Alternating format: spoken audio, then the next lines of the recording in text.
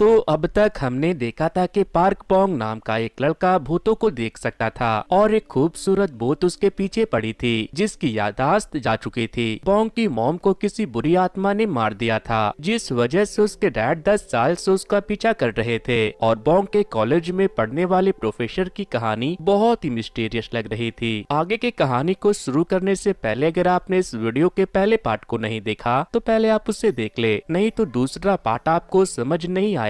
Link मैंने comment और description box में दे दिया है। पोंग और उसके दोस्त नदी के किनारे पिकनिक मनाने के लिए गए हुए थे और उसके घोस्ट फ्रेंड नदी के किनारे बैठी हुई थी। तभी एक चुड़ैल ह्योनजी को नदी में खींच लेती है, लेकिन पोंग वहां पहुंच जाता है और नदी में कूद जाता है। नदी की चुड़ैल पोंग के ऊपर भी हमला करती है मगर वो उससे लात मार कर भगा देता है और ह्योनजी को लेकर बाहर आता है। मोंक मियोंग पोंग के घर के बाहर प्रोफेसर को देखने के बाद पोंग के पिता को ढूंढते हुए उसके घर पहुंचते हैं, जहां उनके लैंडलॉर्ड उससे बताती है कि एक लड़का पोंग के पिता से मिलने के लिए आया था। मुझे लगा कि वो उनका बेटा होगा मगर वो उसे देखने के बाद पहाड़ों की तरफ तेजी से भाग गए और वापस नहीं लौटे। मोंक अपने भाई के लिए परेशान हो रहा था। वो उनका फोन ट्राई करता है तो हम देखते हैं कि उनका मोबाइल प्रोफेसर के पास है क्योंकि उसी ने पोंग के डैड को मारा था। प्रोफेसर उनसे किसी चीज के बारे में पूछ रहा था, लेकिन जब वो उसे उस चीज के बारे में नहीं बताते तो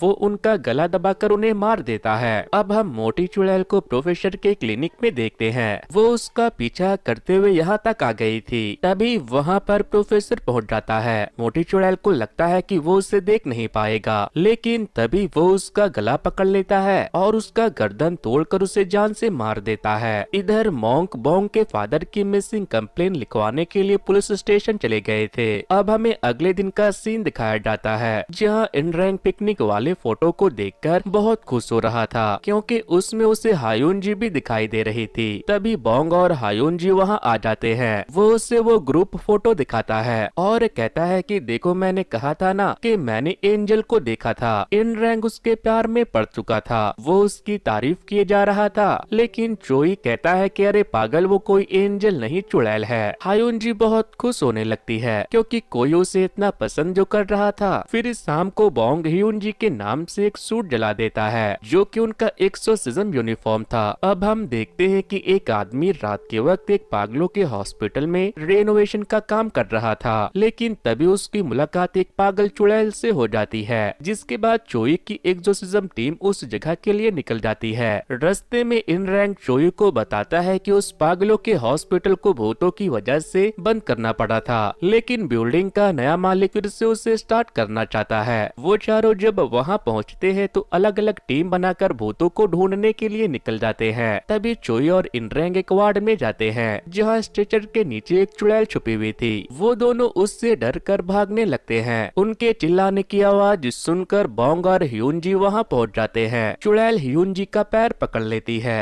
पोंग उसे बचाने के लिए बढ़ने लगता है तो एक दूसरा भूत उस पर हमला कर देता है। पोंग उसे मारने वाला था। तभी ह्योनजी उसे रोकती है और कहती है कि ये भूत तो है मगर ये हमें हर्ट नहीं करना चाहते। इसके बाद वो उसे बुलाकर एक पेंटिंग दिखाती है। अब हमें अगले दिन का सीन दिखाया जाता है जहां पुलिस को उन भूतों की डेड बॉडी हॉस्पिटल के बाहर मिलती है। इन पागलों का कोई परिवार नहीं था, इसीलिए यहाँ के डॉक्टरों ने इन्हें मारकर छुपा दिया था और इनकी आंख और किडनी निकालकर बेच दिए थे। पुलिस को जैसे उन सभी की बॉडी मिलती है उन सभी भूतों की आत्मा को शांति मिल जाती है। इसके बाद हम इनरैंग को देखते हैं। वो समझ गया था कि वो जिसे एंजल समझता है वो पोंग के साथ रहती है और हॉस्पिटल में उसी ने उसकी जान बचाई थी। इसीलिए वो उससे कहता है कि सुनो एंजल, मैं तुम्हें बहुत पसंद करता हूँ, तुम मुझे बहुत अच्छी लगती हो। पोंग कहता है कि अरे पागल वो एंजल नहीं बल्कि चुड़ैल है। इसके बाद पोंग उसे वहाँ से लेकर अम्यूजमेंट पार्क में चला जाता है जहाँ वो दोनों फेरी व्हील पर बैठते हैं। पोंग कहता है कि अगर एग्जाम में तुम्हारे अच्छे नंबर आए तो मैं तुम्हें यहाँ दोबारा लेकर आऊंगा। तभी हायुनजी उससे कहती है कि मैं तुम्हें पसंद करती हूँ और फिर वो वहाँ से गायब हो जाती है। पोंग उसे ढूंढते हुए घर चला आता है जहाँ वो देखता है कि ह्योनजी सो चुकी है, लेकिन वो सोई नहीं थी। वो उसे प्रपोज करके रिग्रेट कर रही थी। उसे बहुत शर्म आ रहा था। अगले दिन जब वो दोनों चोई और इनरैंग से मिलने के लिए जाते हैं तो आज इनरैंग ह्योनजी के लिए हील्स लेकर आया था, जिसे देखकर वो बहुत खुश होती है। लेकिन पोंग बोंग इन रिंग से कहता है कि उसे हील्स पसंद नहीं है, मगर हियोनजी को वो हील्स बहुत पसंद आते हैं। फिर जब वो दोनों वहाँ से अपने घर लौट रहे थे तो हियोनजी के सर में तेज दर्द होने लगता है और वो गायब हो जाती है, जिसके बाद बोंग बहुत परेशान हो जाता है। तभी वो वापस से अपीयर होती है तो बोंग उसे देखते ही सीने से लगा लेता है। पुलिस को अभी भी जू के कातिल के बारे में कुछ भी पता नहीं चल पाया था। इधर प्रोफेसर जू के फ्यूनरल पर जाते हैं, जहाँ पर जू का बॉयफ्रेंड भी आया था जो उसके मरने से बहुत दुखी था। अगली सुबह बोंग और हियोनजी के बीच कुछ भी पहले जैसा नहीं रहता। हियोनजी ने जब उसे प्रपोज किया था तो बोंग को उसके दिल का हाल पता चल गया था, लेकिन बोंग ने उसे अब तक प्रपोज नहीं किया था। हालांकि वो भी उसे पसंद करने लगा था, इसीलिए वो अकेले चोई के पास जाता है और उससे पूछता है कि क्या तुम्हें पता है कि लड़कियों को इम्प्रेस कैसे करते हैं। चोई कहता है मुझे सब पता है। वो बोंग को लड़कियां पटाने के अलग अलग तरीके बताने लगता है। चोई की बातें इन रैंक भी नोट कर रहा था क्योंकि उसे भी हियोनजी को इम्प्रेस करना था। फिर जब बोंग हियोनजी से मिलता है तो वो उसे इम्प्रेस करने के लिए जॉलाइन दिखाता है। वो उस पर वो सारे पैतरे आजमाता है जो उसे चोई ने बताया था, मगर उसका कोई भी आइडिया काम नहीं करता। पुलिस वालों को जहाँ पर जू की लाश मिली थी वहाँ से थोड़ी दूर पर लगे एक सीसीटीवी में प्रोफेसर की गाड़ी जाते हुए दिख जाती है, जिसके बाद वो लोग प्रोफेसर से पूछताछ के लिए निकल जाते हैं। इधर हियोनजी बोंग से पूछती है कि तुम भूतों को कब से देखने लगे। वो बताता है कि तब मैं 5 साल का था, इसीलिए मुझे ठीक से कुछ याद नहीं है। तभी हियोनजी उससे बताती है कि जब से तुम मुझे मिले हो मैं बहुत खुश हूँ। डिटेक्टिव यांग प्रोफेसर को बुलाकर उससे पूछते हैं कि तुम उस दिन वहाँ क्या करने गए थे जहाँ पर जू की लाश मिली थी। वो कहता है कि मैं अपने माँ से मिलने गया था, वो वहीं पास में रहती है। तभी डिटेक्टिव यांग का कलीग आकर उसे बताता है कि जू के बॉयफ्रेंड ने सुसाइड कर लिया और मरने से पहले उसने जू की माँ को मैसेज किया था कि उसने जू का मर्डर किया है, इसीलिए वो उसे माफ कर दे। लेकिन जू के बॉयफ्रेंड ने सुसाइड नहीं किया था, बल्कि प्रोफेसर ने उसे उठाकर खिड़की से बाहर फेंक दिया था और फिर उसी ने उसके मोबाइल से जू की मॉम को मैसेज किया, जिसके बाद पुलिस को प्रोफेसर को छोड़ना पड़ता है। लेकिन डिटेक्टिव यांग को अभी भी ये केस इतनी सीधी नहीं लग रही थी, उसे प्रोफेसर पर शक हो रहा था। बोंग के अंकल मियोंग उसके घर पर उसके स्कूल फेयरवेल की वीडियो देख रहे थे। तभी वो उस वीडियो में प्रोफेसर को भी देख लेते हैं और सोचने लगते हैं कि ये आदमी तो वही है जो उस दिन बिल्डिंग के नीचे मिला था।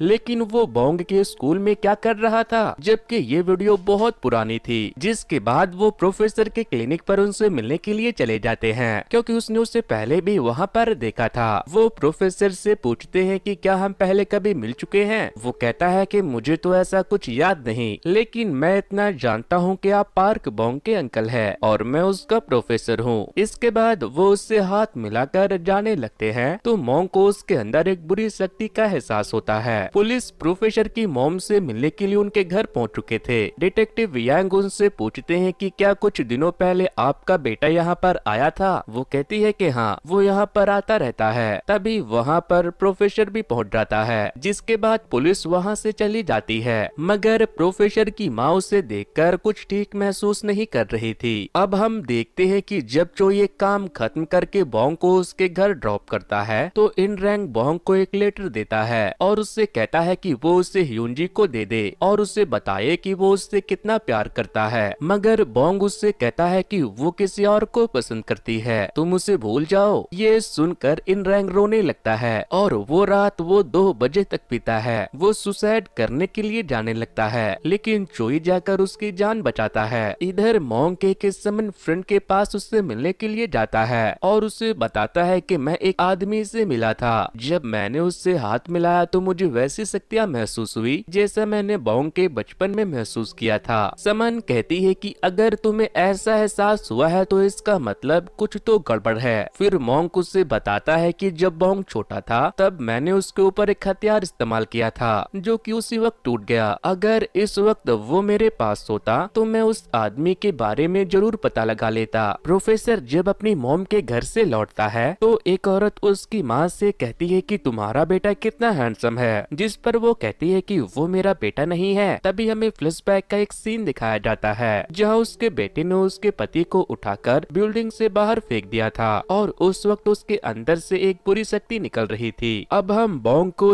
ह्यून जी से बातें करते हुए देखते हैं। तभी मोंक वहाँ आकर उससे बातें करते हुए सुन लेते हैं। वो बोंग से कहते हैं कि तुम किसी भूत के साथ हो ना। मोंक बहुत चिल्लाते हैं और कहते हैं कि तुम भूल गए क्या कि तुम्हारी माँ भूतों की वजह से ही मरी थी, इसीलिए आज ही मैं तुम्हारी आंखों का ऑपरेशन करवा दूंगा। मोंक उसे अपने साथ चलने के लिए कहता है, मगर बोंग उनके साथ जाने से मना कर देता है, जिससे कि मोंग गुस्सा होकर वहाँ से चले जाते हैं। इसके बाद बोंग ह्यून जी को कॉलेज चलने के लिए कहता है, तो वो कहती है कि नहीं, आज मैं घर पर रुकूंगी, तुम अकेले चले जाओ। जिसके बाद बोंग अकेले कॉलेज चला जाता है, मगर थोड़ी देर के बाद मोंक दोबारा घर आते हैं। वो अपने साथ बोंग का बर्थडे केक लेकर आए थे, क्योंकि आज बोंग का बर्थडे था। तभी मोंक को ऐसा लगता है कि वो भूत अभी भी वही है, इसीलिए वो उससे कहते हैं कि मुझे तुम बुरी आत्मा नहीं लगती, प्लीज तुम उसे छोड़ दो। जब वो बच्चा था तब एक बुरी आत्मा ने उस पर कब्जा कर लिया था। तभी हमें पास्ट का एक सीन दिखाया जाता है, जहाँ मोंक म्योंग बोंग के शरीर से एक बुरी शक्ति को निकाल रहे थे, लेकिन वो उस शक्ति को पूरी तरह खत्म नहीं कर पाते। जिसके बाद वो शक्ति बोंग की माँ का एक्सीडेंट करवा देती है और बोंग की माँ के मरने के बाद उसे भूत नजर आने लगता है। प्रेजेंट टाइम में मोंक ह्यून जी से कहते हैं कि एक इंसान और भूत कभी एक नहीं हो सकते, इसीलिए तुम उसके भलाई के लिए उससे दूर हो जाओ। मैं रहूंगा भूतों के साथ। अगर कोई भूत मेरे वीडियो को देख रही है तो वो मेरे पास आ जाए। फिर जब बोंग घर आता है तो ह्यून जी घर पर नहीं थी, इसीलिए वो उसे ढूंढने के लिए निकल जाता है। बोंग रात से लेकर सुबह तक उसे ढूंढता रहता है, लेकिन वो उसे कहीं नहीं मिलती। इधर इन रैंक चोई से कहता है कि मैं ह्यून जी को पाने के लिए उसे जान से मार दूंगा, जिससे भी वो प्यार करती है। बोंग ह्यून जी को ढूंढते हुए अम्यूजमेंट पार्क में पहुंच जाता है, जहां पर वो उसे मिल जाती है। वो उसे अपने साथ घर लेकर जाने लगता है, लेकिन वो उससे कहती है कि मैं तुम्हारे साथ इसलिए थी ताकि मुझे मुक्ति मिल जाए, लेकिन मुझे मुक्ति नहीं मिली। तुम्हारी और मेरी दुनिया बहुत अलग है और मैं तुम्हारे साथ थोड़ा भी खुश नहीं हूँ, इसीलिए तुम यहाँ से चले जाओ। जिसके बाद बोंग वहाँ से चला जाता है, लेकिन उसके वहाँ से जाने के बाद वो बहुत रोती है। चोई और इन रैंक बोंग से मिलने के लिए आते हैं। इन रैंक पूछता है कि ह्यून जी कहाँ पर है। वो कहता है कि वो अब हमेशा के लिए चली गई। ये सुनते ही इन रैंक बोंग के साथ बैठकर ड्रिंक करने लगता है। वो दोनों उसके जाने के गम में इतना पी लेते हैं कि वो ठीक से चल भी नहीं पाते। मोंग को उसकी समन फ्रेंड का फोन आता है, जो उसे बताती है कि टेम्पल गुरु तुमसे मिलना चाहते हैं। इसका संबंध बोंग के पिता से है। जिसके बाद वो उनसे मिलने के लिए चला जाता है, जहाँ वो उससे बताते हैं कि बोंग के डैड अपने बीवी के छोड़े कुछ सामान को लेने के लिए आए थे, मगर एक आदमी को देखकर वो वहाँ से भाग गए। एक आदमी हर बार यहाँ आता है। मोंग उसे प्रोफेसर का फोटो दिखाता है, तो वो कहते हैं कि ये वही है। मोंग को समझ नहीं आता कि आखिर ये आदमी कौन है जो बोंग और उसके परिवार के पीछे पड़ा है। अब हम ह्यून जी को देखते हैं। वो जब रोड पार कर रही थी तभी एक कार उसके आर पार हो जाती है, लेकिन वो भूत थी इसीलिए बच जाती है। मगर इस इंसिडेंट के बाद ह्यून जी को अपने पास्ट के बारे में याद आने लगता है, जब वो अपनी मॉम से बात करते हुए किसी को कुछ देने के लिए जा रही थी और तभी उसका एक्सीडेंट हो गया, जिससे कि उसकी मौत हो गई। इसके बाद प्रोफेसर वहाँ आते हैं, लेकिन वो ह्यून जी को हॉस्पिटल ले जाने के बजाय वहीं छोड़कर चले जाते हैं। चुड़ैल ह्यून जी उस हॉस्पिटल में चली जाती है जहाँ उसे एक्सीडेंट के बाद लेकर जाया गया था। तभी वहाँ पर वो अपने मॉम से भी मिल। इधर चोई अपने एग्जोसिज्म टीम को लेकर एक सड़क छाप चुड़ैल को मारने के लिए निकल गया था, जिसने बहुत से लोगों का एक्सीडेंट करवाकर उन्हें मार दिया था। तभी वो चुड़ैल उनके कार के सामने आ जाती है। बोंग कार से उतरकर उससे लड़ने लगता है, लेकिन वो जैसे उस चुड़ैल को मारता है, एक कार आकर उसे टक्कर मार देती है। वहीं ह्यून जी की मॉम हॉस्पिटल चली जाती है। ह्यून जी जब अपने मॉम के साथ हॉस्पिटल के अंदर जाती है तो उसे पता चलता है कि उसका शरीर अभी भी जिंदा है और वो कोमा में है। एक्सीडेंट के बाद बोंग को भी इसी हॉस्पिटल में लाया जाता है। हालांकि उसे ज्यादा चोट नहीं आई थी। ह्यून जी अपने डेड बॉडी को देखकर बहुत खुश होती है और इसके बारे में वो बोंग को बताने का डिसाइड करती है, लेकिन ह्यून जी के भूत को देखकर प्रोफेसर भी यहाँ तक आ गए थे और वो भी ह्यून जी के डेड बॉडी को जिंदा देख लेता है। ह्यून जी बोंग को देखते ही गले लगा लेती है और उसे जाकर बताती है कि मैं अभी भी जिंदा हूँ। तभी उसे कुछ होने लगता है, क्योंकि प्रोफेसर उसे अपनी बुरी शक्तियों से कोमा से बाहर ला रहे थे। लेकिन जब ह्यून जी को होश आता है तो उसे कुछ भी याद नहीं था। उसके मॉम डैड उसे देखकर बहुत खुश होते हैं। प्रोफेसर प्रोफेसर ने ऐसा इसलिए किया था क्योंकि उसे ह्यून जी से कुछ चाहिए था। इधर ह्यून जी के गायब होने के बाद बोंग बेहोश हो गया था। मोंग को जब बोंग के एक्सीडेंट का पता चलता है तो वो हॉस्पिटल पहुंच जाते हैं, जहां चोई और इन रैंक से उन्हें उनके काम के बारे में सारी बात पता चल जाती है। मोंग चोई के कान खींच देते हैं और उसे ये काम बंद करने को कहते हैं। ह्यून जी को देखने के लिए पूरे हॉस्पिटल के लोग इकट्ठा हो गए थे। इन रैंक भी उसे देख लेता है और जाकर डायरेक्ट बोंग को बता देता है। बोंग भागते हुए उसके पास आता है और उसे देखते ही गले लगा लेता है, लेकिन वो उसे अपने से दूर रहने को कहती है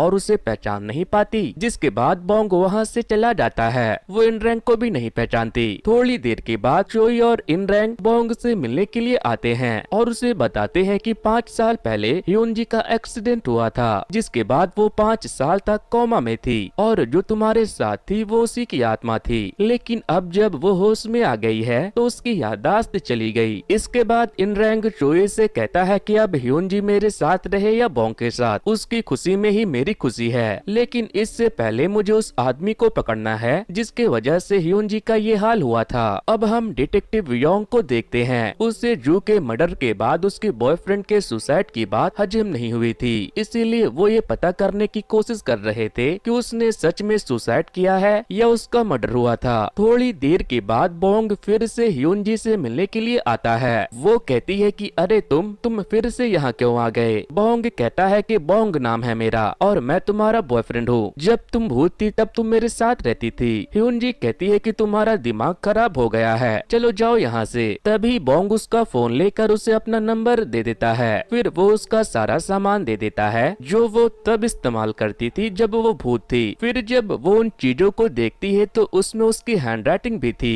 तभी उसे एक विजन आता है जहाँ वो नदी के किनारे बैठी थी। इसके बाद हर रोज बोंग उससे मिलने के लिए आने लगता है, मगर वो उसे इग्नोर करती थी। फिर एक दिन बोंग जब कहता है कि मैं मीट लाया हूँ तो वो उसके साथ खाने के लिए बैठ जाती है क्योंकि उसे मीट खाना बहुत पसंद था। फिर वो मीट खाकर वहाँ से चली जाती है, लेकिन वो अपना फोन वहीं भूल गई थी। फिर जब वो मीट खाकर वहाँ से जाने लगती है तो उसे एक डॉक्टर का भूत दिखाई देता है जिसने बहुत से पेशेंट को मारने के बाद अपने आप को भी मार दिया था। ह्यून जी उसे देखकर डरने लगती है और बार बार बोंग का नाम चिल्लाने लगती है। तभी बोंग वहाँ पर आ जाता है। वो उसका फोन देने के लिए ही आ रहा था। बोंग उस भूत से लड़ने लगता है और फिर उसे मारकर खत्म कर देता है, लेकिन इस बीच ह्यून जी बेहोश हो गई थी। फिर जब ह्यून जी की नींद खुलती है तो वो अपनी माँ से पूछती है कि बोंग कहाँ है। उसकी माँ कहती है वो चला गया, लेकिन तुम उस अनजान लड़के से दूर ही रहो तो अच्छा है। इसके बाद वो सोचने लगती है कि जब उसने भूत को देखा तो उसने बोंग का नाम क्यों चिल्लाया। थोड़ी देर के बाद वो उससे मैसेज करता है। फिर वो उससे बात करने लगती है और उसे बताती है कि कल मैं डिस्चार्ज होने वाली हूँ, तुम जरूर आना। फिर वो दोनों रात भर बातें करते हैं। नेक्स्ट मॉर्निंग बोंग सबसे पहले जाकर एक नेकलेस खरीदता है, लेकिन जब वो हॉस्पिटल जाता है तो ह्यून जी की मॉम उससे मिलने के लिए मना कर देती है। ह्यून जी को डिस्चार्ज से पहले उसके साइकोथेरेपी इंचार्ज से मिलाया जाता है जो कि प्रोफेसर हाई सुंग ही होते हैं। प्रोफेसर उसे घर तक छोड़ने के लिए भी जाते हैं, लेकिन अपना हीरो दूर से ही उसे देख रहा था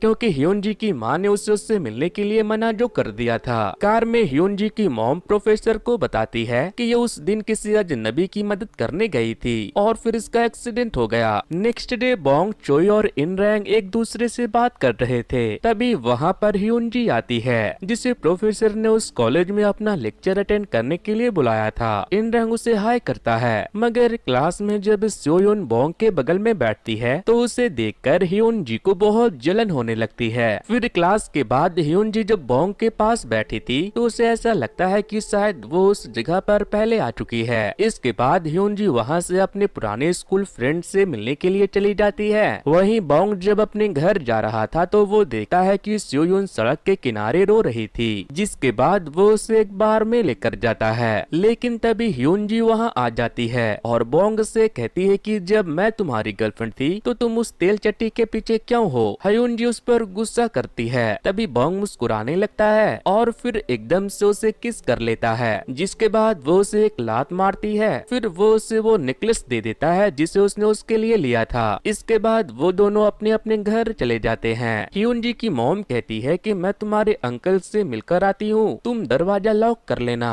मगर मॉम के जाते ही एक घोस्ट उनके घर में घुस आता है। ह्यूनजी उससे डरकर भाग जाती है और बोंग को कॉल कर देती है। बोंग जब वहां आता है तो उसे पता चलता है कि वो कोमा से बाहर आने के बाद अब भी भूतों को देख सकती है। बोंग उसे गले लगाकर कहता है कि तुम चिंता मत करो, मैं हमेशा तुम्हारे साथ हूँ। इसके बाद वो उसे उसके घर छोड़ देता है। अब हम एक आदमी को देखते हैं। उसे पहाड़ी पर एक आदमी की डेड बॉडी मिलती है। नेक्स्ट डे हायुनजी अपने थेरेपी के लिए फिर से प्रोफेसर से मिलती है, जहां वो उसे अपनी एंजाइटी कम करने के लिए पपी के साथ वॉक पर जाने के लिए कहते हैं। तभी ह्यूनजी को एक विजन आता है, जहां एक आदमी उससे पूछ रहा था कि वो चीज कहाँ है जो तुम देने के लिए आई थी। प्रोफेसर पूछते हैं कि क्या हुआ, तो वो कहती है कुछ नहीं। फिर जब वो उसे कॉलेज ड्रॉप करने के लिए जा रहा था तो वो उससे पूछता है कि तुम बोंग से कैसे मिली थी। वो कहती है कि पता नहीं, कॉलेज में बोंग ह्यूनजी को भूतों से लड़ने की ट्रेनिंग दे रहा था।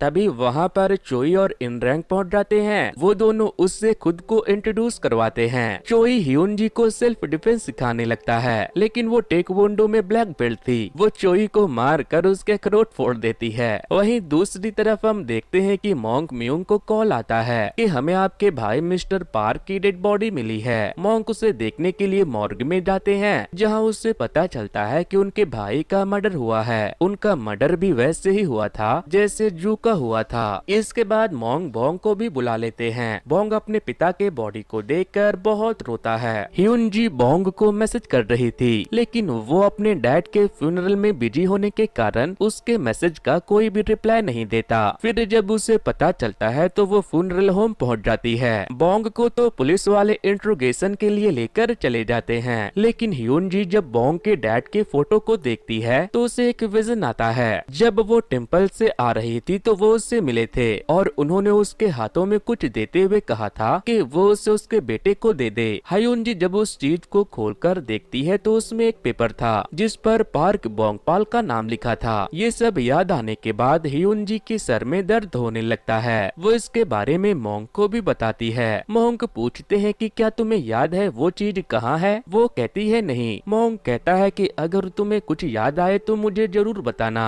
जो चीज तुम्हारे पास है वो बोंग के लिए बहुत इम्पोर्टेंट है और इसके बारे में तुम बोंग या फिर किसी से कुछ मत कहना। लेकिन प्रोफेसर भी वही खड़े थे जो उनकी बातों को सुन लेते हैं। वहीं फॉरेंसिक रिपोर्ट में बोंग के पिता के ऊपर प्रोफेसर के डीएनए मिले थे। बोंग अपने डैड के खत को पढ़कर बहुत रोता है। तभी ह्यूनजी उसके घर आती है और दरवाजा खोलने के लिए कहती है, लेकिन वो दरवाजा नहीं खोलता। जिसके बाद ह्यूनजी वहाँ से अपने घर जाने लगती है। तभी प्रोफेसर उससे मिल जाते हैं और उसे अपने क्लिनिक ले जाते हैं। इधर डिटेक्टिव योंग बोंग के घर पहुंचकर उसे बताते हैं कि हमें फॉरेंसिक रिपोर्ट में उनके ऊपर प्रोफेसर की उंगलियों के निशान मिले हैं। वो पूछते हैं कि तुम्हारे पिता प्रोफेसर हायसोंग को कैसे जानते थे। बोंग कहता है कि मुझे तो इसके बारे में कुछ नहीं पता। जिसके बाद बोंग अपने अंकल से मिलने के लिए जाता है और उनसे इसके बारे में पूछता है। मोंग बता देते हैं कि प्रोफेसर हायसुंग के अंदर वही बुरी आत्मा का वास है जो सालों पहले तुम्हारे अंदर से निकली थी। वो आत्मा तुम्हारे पिताजी के पीछे थी। उसे तुम्हारे पिताजी से कुछ चाहिए था, इसीलिए तुम्हारे पिताजी ने उस चीज को उससे बचाने के लिए हायुनजी को दे दिया। जिसके बाद वो उसके पीछे पड़ गया, लेकिन एक्सीडेंट के बाद वो चीज कहीं गायब हो गई। जिसके बाद बोंग ह्यूनजी के घर जाने के लिए निकल जाता है और कंटिन्यू उसे कॉल भी करता है। लेकिन ह्यूनजी को प्रोफेसर ने चाय में कुछ मिलाकर पिला दिया था, क्योंकि उसने मॉर्ग में उससे मोंक से बात करते हुए सुन लिया था।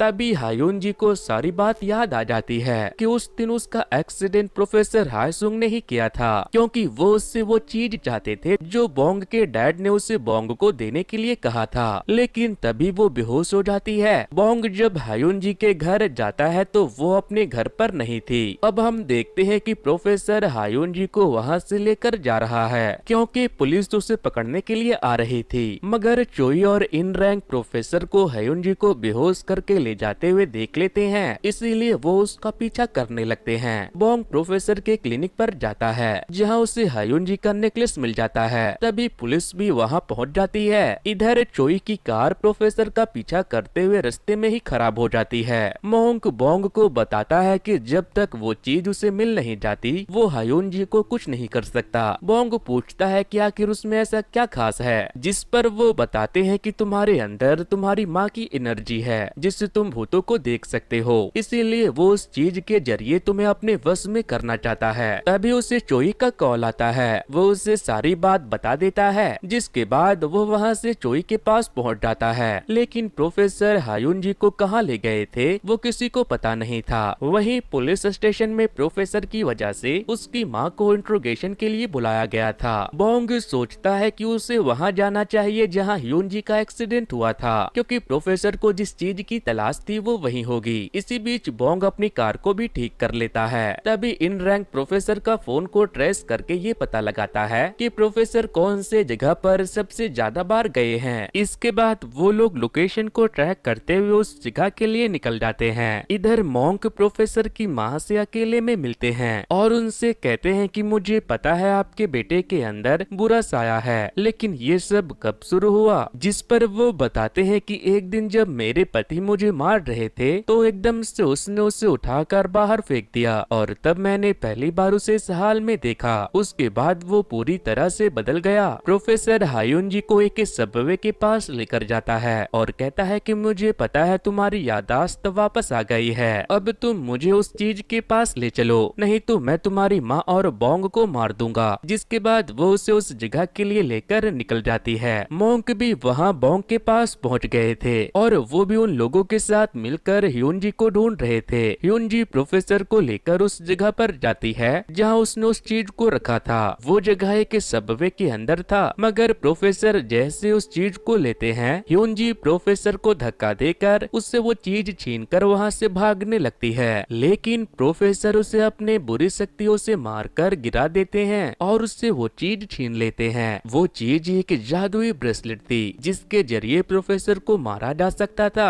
और उसे ताकतवर भी बनाया जा सकता था। प्रोफेसर ब्रेसलेट लेने के बाद ह्यून जी को मारने लगता है, लेकिन उसके बैड एनर्जी को फील करते हुए बोंग वहाँ आ जाता है और प्रोफेसर से लड़ने लगता है। लेकिन प्रोफेसर के अंदर एक दानव की आत्मा थी, इसीलिए बोंग उसे आसानी से नहीं हरा सकता था। प्रोफेसर कहता है कि बस कुछ देर और फिर हम दोनों हमेशा हमेशा के लिए एक हो जाएंगे। प्रोफेसर बोंग के शरीर को इसलिए चाहता था क्योंकि उसे उसकी माँ की शक्तियाँ वरदान में मिली थी, जिससे वो भूतों से लड़ सकता था। इसीलिए प्रोफेसर उसके शक्तियों से खुद को प्रोटेक्ट करना और ताकतवर बनाना चाहता था। तभी मॉन्क अपनी तलवार लेकर आते हैं और उससे प्रोफेसर पर हमला कर देते हैं। ये एक पवित्र तलवार थी, इसीलिए इसके मार से प्रोफेसर बुरी तरह घायल हो जाता है, लेकिन उसे हराना इतना भी आसान नहीं था। वो मॉन्क को उठाकर फेंक देता है। तभी बोंग उठकर उससे दोबारा लड़ने लगता है, मगर प्रोफेसर उसे पकड़कर उसके अंदर समाने लगता है। तभी मॉन्ग अपनी तलवार से अपना हाथ काटकर उस पर अपना खून चढ़ाता है और फिर उस तलवार के शक्ति से प्रोफेसर पर हमला करता है तो वो दूर जाकर बेहोश हो जाता है। मगर वो दानव प्रोफेसर से निकलकर मॉन्क में घुस जाती है और उसे मार देती है। तभी ह्यून जी उस ब्रेसलेट को बोंग की तरफ फेंकती है। बोंग उस ब्रेसलेट को पहन लेता है। वो बुरी शक्तियाँ मॉन्क से निकलकर बोंग की तरफ बढ़ रही थी, लेकिन बोंग उस बुरी आत्मा को मार देता है और वो नष्ट हो जाती है। बोंग अपने अंकल के मरने की वजह से रो रहा था, लेकिन तभी वो उठ जाते हैं क्योंकि वो जिंदा थे। साथ ही प्रोफेसर भी जिंदा बच गए थे, जो कई सालों के बाद उस बुरी शक्ति से आजाद हुए थे। पुलिस प्रोफेसर को पकड़ ले जाती है क्योंकि उनकी नजरों में सभी चीजों का जिम्मेदार तो वही था। फिर जब बोंग ह्यून जी को छोड़ने के लिए उसके घर जाता है तो उसकी माँ कहती है कि तुम्हारी वजह से पहले ही मेरी बेटी को पहले ही बहुत ही मुसीबतों का सामना करना पड़ा है, इसीलिए कल हम सियोल छोड़कर जा रहे हैं। तुम उससे भूल जाओ, इसी में तुम दोनों की भलाई है। पुलिस इंट्रोगेशन के दौरान प्रोफेसर सभी जुल्म कबूल कर लेता है। उसकी माँ जब उससे मिलने के लिए आती है तो वो कहता है कि मैं एक गैंगस्टर हूँ, अब आप मुझसे मिलने मत आना। ह्यून जी जाने से पहले बोंग से मिलना चाहती थी। वो उसे कॉल करके बुलाती है, लेकिन बोंग कहता है कि अगर मैं तुमसे मिला तो मैं अपने जज्बातों पर काबू नहीं कर पाऊंगा, इसीलिए तुम चली जाओ, हम फिर मिलेंगे। अगली सुबह वो बोंग के आने का वेट करती है, लेकिन वो नहीं आता, जिसके बाद वो अपने मॉम डैड के साथ वहाँ से चली जाती है। अब हमें थोड़े दिनों के बाद का सीन दिखाया जाता है जहाँ ह्यून जी सियोल वापस आ गई थी और उसने सियोल के कॉलेज में एडमिशन ले लिया था, लेकिन वो अभी भी भूतों को देख सकती थी। कुछ भूत उसे परेशान करते हैं तो वो उन्हें अच्छे से कूटती है, है। वहीं इनरैंग और चोई ने मिलकर एक बहुत बड़े एग्जॉर्सिज्म कंपनी ओपन कर लिया था। मोंग की करसमन उसकी कॉम्पिटिटर बन गई थी, इसलिए उन दोनों की लड़ाई पुलिस स्टेशन तक पहुंचने लगी थी। अब हम हायुन जी को अपने कॉलेज के कुछ फ्रेंड के साथ ब्लाइंड डेट पर जाते हुए देखते हैं। वो उनके साथ फ्लर्ट कर रही थी, लेकिन तभी बोंग वहां आ जाता है और उसे वहां से लेकर चला जाता है। वो उसे खूब डांटता है। तभी ह्योन जी का मॉम का मैसेज आता है कि वो उसके घर सियोल आई है। ह्योन जी बोंग से कहती है कि मॉम आई है, इसीलिए तुम यहाँ से चले जाओ। अगर उन्होंने तुम्हें देख लिया तो ठीक नहीं होगा। लेकिन